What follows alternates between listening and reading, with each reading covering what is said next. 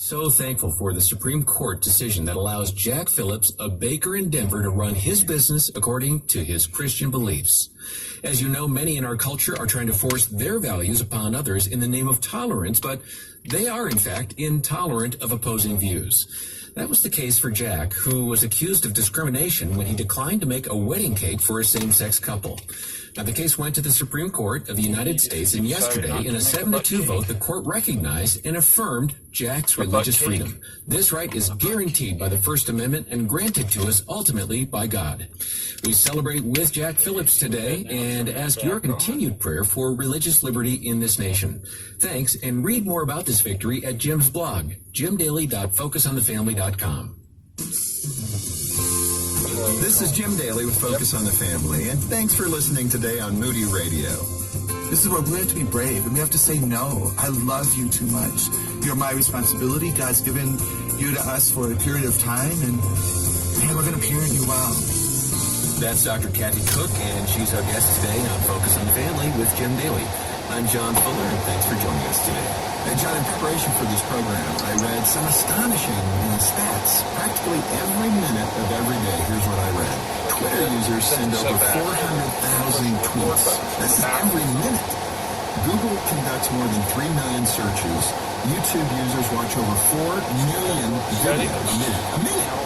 And more than 15 million texts are sent and nearly 270 million email messages all in 1 minute. I mean, is that...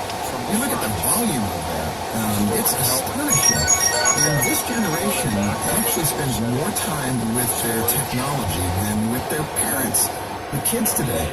And we want to address that. Technology is here to stay, there's no doubt. But as parents, we need to practice discernment on how we use it and how we model it for our kids. And then our children are beginning to make those choices as well. That's one reason we have our Free Parents Guide to Technology. It's downloadable. Just get it. It's at least an introduction. And then today we're going to go into more in-depth counsel on what parents should be doing with Dr. Kathy Cook. Yeah, she's a great guest, and we'll introduce her in just a moment. Let me just say you can get the help that you need, that Parents Guide, and then Dr. Kathy's book at focusonthefamily.com/radio. Or call us 1-800, the letter A, word family.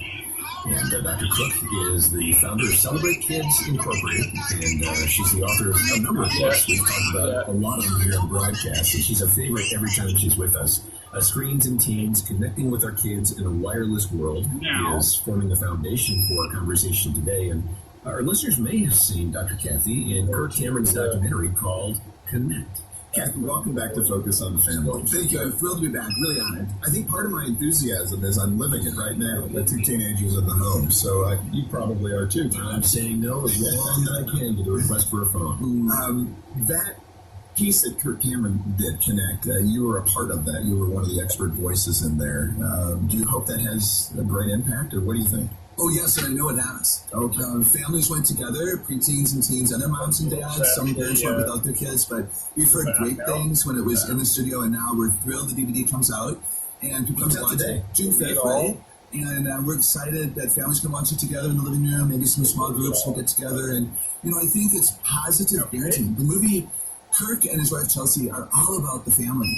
They're all about parenting strong and being brave in these hard times and saying no when you should and saying yes when you can. And so the movie is really about being a parent, and he uses technology as the thing that we're talking about today that can distract the children and really make the family out of balance, if you will. But it's very positive. It was an honor to be there. Well, I'm going to get a copy today and take it home and watch it tonight. Hey, let's start with technology and how it rewrites our children's brains, the physiology of what technology is doing to our kids today. Mm-hmm. It's really fascinating, Jim, that the brain isn't finished until age 25. And, if you're parenting, that's true. I mean, if you're parenting a 26-year-old, maybe you're really disappointed if I do. But we're always learning, obviously. We can learn today, even if we're much older. But through the age of 25, the neurons in the brain are connected through the things that we do frequently. So when we're born, only 20% of the communication connections are hardwired by our Creator. That's why all of us will learn language. All of us will roll over, creep, crawl, walk eventually. But 20%, right? So 80% of the communication connection occurs after children are born, which is why parenting matters so much, as does education. And church, any place the kids go off in, is going to influence the way that they believe life is supposed to occur for them. And so if kids are on technology all the time, that's going to